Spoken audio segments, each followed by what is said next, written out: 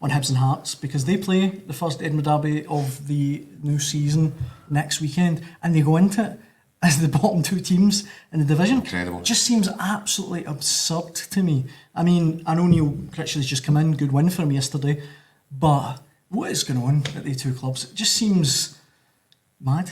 Yeah, Well, they are. The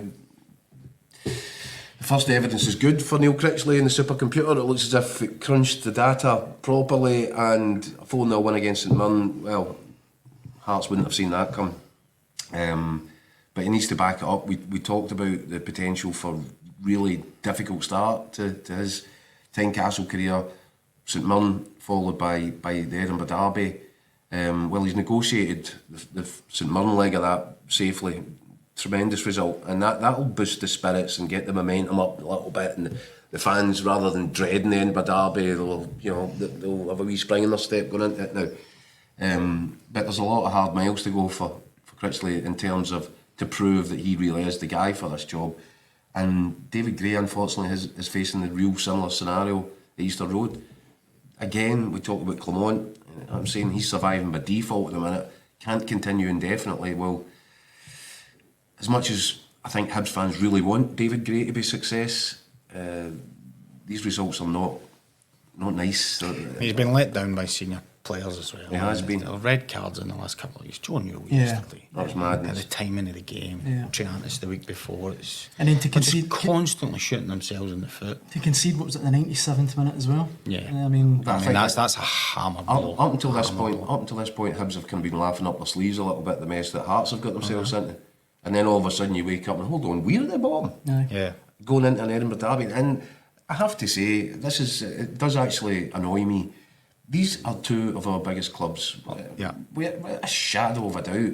They should be punching their way up the top end of the division. They shouldn't be slitting each other's throats down at the bottom of the league. It's embarrassing. It's mad, and, it happens too often. I was just going to say that, Keith.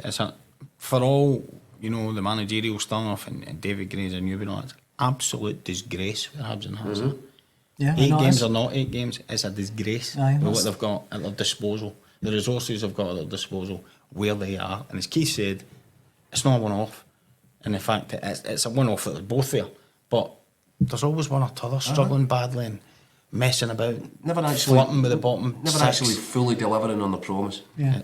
And they should, if you look at Aberdeen, that's what they should be doing. And just finally on that, guys, the game's at Easter Road, but I wonder if that is actually a hindrance to David Gray and Hibs, because if that starts to go wrong, that could be a pretty toxic environment for him. And just on top of that as well, I know it's very early days, I hope I'm wrong. I think Hibs, I mean, any time I see them, they just look so devoid of any creative, I could see them being around. I think if they I don't agree, you have to say, I think there's enough quality in there, and I think if they cut out stupidity and actually sort out the one thing you did think when David Gray came in the door was a player like he was, a right back with his aggression and discipline and organisation, that would be the first thing that he did. And he signed, they got Bursick in and they got some defenders in. You thought, okay, that's where the platform's going to be built from. That's been Hibs' problem for years. Aye, for 3 and 4 managers, eh? Yeah, constantly, just giving away bad goals, and that would concern me slightly. But I am convinced they're going to sort that side of it out, and I think they've got enough goals in them. But I have been wrong before. Do you know what the worry is, and maybe there's an element of this in Rangers as well just now, there are certain clubs, remember Sunderland with a great example, different manager every 6 months, you'd end up with a dressing room with players bought by 4 or 5 different managers, and you wonder if there's a bit of that syndrome kicking in at Hibs and at Rangers for that matter, and that can be a fairly toxic environment when you've got too many players from too many previous managers, and each and every one of them has had a hard luck story and a bad experience at the club.